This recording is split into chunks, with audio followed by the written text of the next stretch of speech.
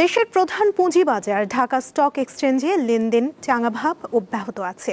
আজ সপ্তাহের তৃতীয় কার্যদিবসে বেশিরভাগ কোম্পানির শেয়ারের দাম বেড়েছে। এখন পর্যন্ত 233টির দাম বেড়েছে, কমেছে 80টির, আর অপরিবর্তিত রয়েছে 79টি কোম্পানির শেয়ারের দাম। এখন পর্যন্ত লেনদেন হয়েছে 624 কোটি টাকার শেয়ার। সপ্তাহের তৃতীয় কার্যদিবস সোমবার মোট 1181 কোটি টাকার শেয়ার বেচাকেনা হয়েছিল। এদিকে চট্টগ্রাম স্টক এক্সচেঞ্জেও চাঙাভাবের মধ্য দিয়ে চলছে সপ্তাহের তৃতীয় কার্যদিবসের লেনদেন। 91টি কোম্পানির শেয়ারের দাম বেড়েছে, কমেছে 51টির, আর অপরিবর্তিত আছে 21টি কোম্পানির শেয়ারের দাম। এখন পর্যন্ত লেনদেন হয়েছে 5 কোটি টাকার শেয়ার।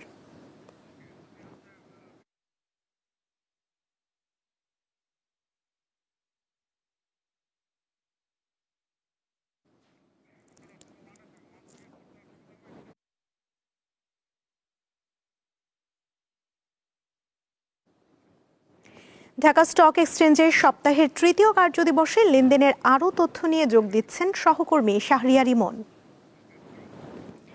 ইমন, আজ লেনদেনে কোন খাতের শেয়ারগুলো বেশি প্রভাব ফেলছে, আমাদের বিস্তারিত জানাবেন। ধন্যবাদ সুমনা। সপ্তাহের তৃতীয় কার্যদিবসের লেনদেন চলছে দেশের প্রধান পুঁজিবাজার ঢাকা স্টক এক্সচেঞ্জে। প্রথমে স্টক এক্সচেঞ্জের একটি খবর শেষ দিয়ে আপনার কোশ্চেনে আসছি আমি।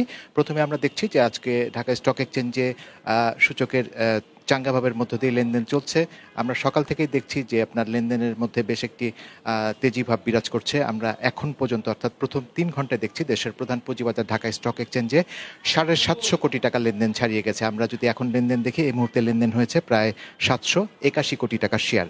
এছাড়া আমরা দেখছি যে আজকে লেনদেন হওয়া বেশিরভাগ কোম্পানির শেয়ারের দাম বেড়েছে। আমরা লেনদেন হওয়া শেয়ারগুলোর ভিতরে দেখছি ঢাকার বাজারে 237টা কোম্পানি দাম বাড়ার তালিকায় উঠে এসেছে। দাম কমেছে 94টি কোম্পানির শেয়ার। এছাড়া দামের কোনো তারতম্য ঘটেনি 62টি শেয়ারের ক্ষেত্রে। আর সূচক আমরা দেখেছি ঢাকা স্টক এক্সচেঞ্জে ডিএসই এক্স সূচক 21 পয়েন্ট বেড়ে মোট সূচক অবস্থান করছে এই মুহূর্তে 5605 পয়েন্টে। তো এরকম একটি বাজার আজকে আমরা দেখছি। গতকালকেও আমরা দেখেছিলাম প্রায় 1000 কোটি টাকার উপর লেনদেন হয়েছে দেশের প্রধান পুঁজিবাজার ঢাকা স্টক এক্সচেঞ্জে। আমরা দেখেছিলাম গতকাল লেনদেন হয়েছিল 1181 কোটি টাকার শেয়ার। তো এই হলো বাজার পরিস্থিতি। সুমনা, আপনার মাধ্যমে আসলে দর্শকদের জানাতে চাই, আমাদের সাথে আজকে আসলে গেস্ট হিসাবে উপস্থিত রয়েছেন Mrs Saima Akter, deputy manager Shakil Rizvi stock limited. আপনাকে স্বাগত জানাচ্ছি আমাদের এই বিজনেস আয়োজনে। আপনার কাছে আমরা যেটি জানতে চাই সেটি হচ্ছে যে আজকে সপ্তাহের তৃতীয় কার্যদিবসে আমরা লেনদেন দেখছি মোটামুটি তেজিভাবের মধ্যে দিয়ে লেনদেন চলছে। তো লেনদেনের সার্বিক পরিস্থিতি সম্পর্কে আপনার কাছে জানবো। শুরু থেকে আজকে লেনদেনটা বেশ ভালো হচ্ছে এবং ইন্ডেক্সের একটা স্ট্রং আপ ট্রেন্ড আমরা দেখতে পাচ্ছি এবং সেই দ্বারা আজ 3 ঘন্টা পর্যন্ত অব্যাহত আছে। এবং আমরা ভলিউমের দিকে যদি দেখি যে volume day by day increase করছে, সেটা একটা মার্কেটে একটা স্ট্রেংথ অনেক বৃদ্ধি পাচ্ছে। সেই জন্য এই মুহূর্তে ইনভেস্টরদের বাই প্রেশারটা অনেক বেশি, সেই জন্য ভলিউম ইন্ডেক্স ওভারঅল মার্কেট এই মুহূর্তে খুব ভালো অবস্থানে আছে। আচ্ছা, এখানে আমি আরেকটা জিনিস আপনার কাছে জানতে চাই যে আজকে যে বাজারে যে খাতগুলো রয়েছে সেই খাতগুলোর প্রাধান্য কোনটা কোনটা আপনার এইটা দেখছি আমরা। বেসিক্যালি আজকে আইটি সেক্টরের প্রাধান্যটা বেশি, সেটা ভলিউমের দিক থেকে হোক, গেইনারের দিক থেকে হোক। আইটি সেক্টরের মধ্যে মোটামুটি সবগুলো আইটি সেক্টরের শেয়ারেরই প্রাধান্য আছে, যেমন আইএসএন আছে, বিডিকম আছে, আমরাটেক আছে, ইজেন আছে। সবারই মোটামুটি আজকে ভলিউম সাথে সাথে প্রাইসের আপ আছে। আমরা একটু ফার্মাসিউটিক্যালস খাতগুলো দেখছিলাম, সেগুলো তো আপনার লেনদেনের এগিয়ে আছে, সেগুলোর কি অবস্থা? জি, ফার্মাসিউটিক্যালস আপনি যদি আইটি সেক্টরের পরেই যদি ভলিউমের দিক থেকে প্লাস দেখি ইন্ডেক্সের মুভমেন্টের দিক থেকে, সে ফার্মাসিউটিক্যালস খাত আজকে অনেক বড় ভূমিকা পালন করছে। সেক্ষেত্রে মনে করেন ওরিয়ম ফার্মা আছে, বিকন ফার্মা আছে, এরা লিড দিচ্ছে ইন্ডেক্সকে প্লাস ওভারঅল খাতকে লিড দেওয়ার কারণে ফার্মাসিউটিক্যাল সেক্টর এই মুহূর্তে খুব ভালো অবস্থানে আছে। মিস সাইমা আক্তার, আমরা দেখছিলাম যে এখানে আরও কিছু কিছু আপনার টেক্সটাইল বা অন্যান্য খাতগুলোর প্রাধান্য চোখে পড়েছে, সেগুলো সম্পর্কে একটু বলবেন। ওভারঅল আজকে যেহেতু বিগ ভলিউম ইনক্রিজ করছে আজকে, সেক্ষেত্রে প্রত্যেকটা সেক্টরই পার্টিকুলার কিছু কিছু কোম্পানি প্রাধান্য আছে, যেমন ব্যাংকগুলোর আজকে প্রাধান্য আছে, বেশ কয়েকটা ব্যাংক ভালো ইন্ডেক্সেও আছে এবং ভালো ভলিউমও বৃদ্ধি পাচ্ছে, যেমন সিটি ব্যাংক আছে, পূবালী ব্যাংক আছে, সাউথ ইস্ট ব্যাংক আছে, তারপরে আছে যেমন টেক্সটাইল সেক্টরে আছে, এই জেনারেশনে ভালো ট্রেড হচ্ছে, মালিক স্পিনিং হচ্ছে, এআইএল হচ্ছে, মানে আলিফ ইন্ডাস্ট্রিজ হচ্ছে। তো সব সেক্টর মিলিয়ে ফার্মাসিউটিক্যালস, টেক্সটাইল, সার্ভিস সেক্টর আছে, যেমন আজকে রবি বাড়ছে, হ্যাঁ, রবির অনেক শেয়ার লেনদেন হচ্ছে।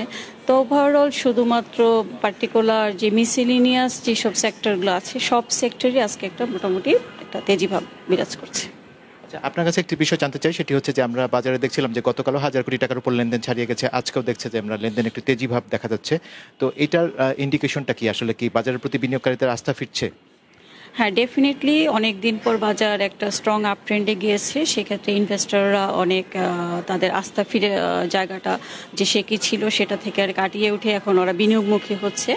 এবং যদি আমি বলি ভলিউমের সাথে ইন্ডেক্সের সাথে প্লাস আরেকটা জিনিস যদি কনসিডার করি, এই মুহূর্তে মার্কেট পি কিন্তু এখন একটা ভালো লেভেলে আছে, হ্যাঁ, অ্যারাউন্ড 10 to 11 এরকম পি রেশিওটা আছে। সো মার্কেট পিও অলসো ইন্ডিকেট করে যে মার্কেট ফিউচারে আরও ভালো হবে, আর ভালো হওয়ার জায়গা আছে, আরও ইনভেস্ট করার সুযোগ আছে। সেই ক্ষেত্রে ইনভেস্টররা এই মুহূর্তে আরও মানে বাইয়ের দিকে ইন্টারেস্ট শো করছে। আপনার কাছে আমি সবশেষ জানতে চাই, সেটি হচ্ছে যে তাহলে এই মুহূর্তে আসলে বিনিয়োগকারীদের কিভাবে বিনিয়োগে সিদ্ধান্ত নেওয়া উচিত? ডেফিনেটলি জেনে শুনে বুঝে বিনিয়োগ করা উচিত। কোনো রকম রিউমারে কান দেওয়া যাবে না। আমাদেরকে দেখতে হবে তার ইন্ডেক্সের মুভমেন্টটা কীরকম আছে, ভলিউম ইনক্রিজ করছে কিনা, কোনো নেগেটিভ কোনো সিচুয়েশন আছে কিনা, শেয়ারের পজিশন কি, শেয়ারের ফান্ডামেন্টাল কন্ডিশন কি। ভালো শেয়ারে ভালো বিনিয়োগ করলে এক সময় ভালো ফলাফল পাওয়া যাবে, এটাই আমরা আশাবাদী। আর সামনে যেহেতু আমাদের একটা ইয়ার ক্লোজিং এরিয়া আছে, টেক্সটাইলস একটা ইয়ার ক্লোজিং আছে, যা আশা করছি আমরা যেসব কোম্পানি ভালো ডিভিডেন্ড দিতে পারবে, যাদের ডিভিডেন্ড ইল্ড ভালো, সেই সব শেয়ারে ইনভেস্ট করলে আশা করি বিনিয়োগকারীরা ক্ষতিগ্রস্ত হবে না। আপনাকে অসংখ্য ধন্যবাদ। আসলে এতক্ষণ সুমনা কথা হচ্ছিল আপনার ঢাকা স্টক এক্সচেঞ্জে আমরা শাকিল এইচপি স্টক লিমিটেডের ডেপুটি ম্যানেজার সাইম আক্তারের সাথে, তার কাছে আমরা বাজার নিয়ে বিস্তারিত শুনলাম। আর আমরা যেটি আগেও আপনাকে জানাচ্ছিলাম যে বাজারের প্রথম 3 ঘন্টার আসলে যে লেনদেনের যে অবস্থাটি, বেশ ভালো একটি লেনদেন চলছে, সূচকের চাঙ্গা ভাব রয়েছে, তেজি ভাবের মধ্যে দিয়ে লেনদেন চলছে। আমরা দেখেছি যে প্রথম 3 ঘন্টায় কিন্তু আমরা যেটি বলছিলাম 750 কোটি টাকা কিন্তু আপনার লেনদেন ছাড়িয়ে গেছে, এবং আগামী আরও 1.5 ঘন্টা লেনদেন আছে ঢাকার পুঁজিবাজারে। 1.5 ঘন্টা শেষ হলে আমরা বুঝতে পারবো যে আজকে আমরা দিন শেষে ঢাকার বাজারে কত টাকা লেনদেন হচ্ছে। তো সব মিলে আসলে আমার হাতে এখন পর্যন্ত এতটুকু ছিল সুমনা। ইমন, আপনাকে ধন্যবাদ।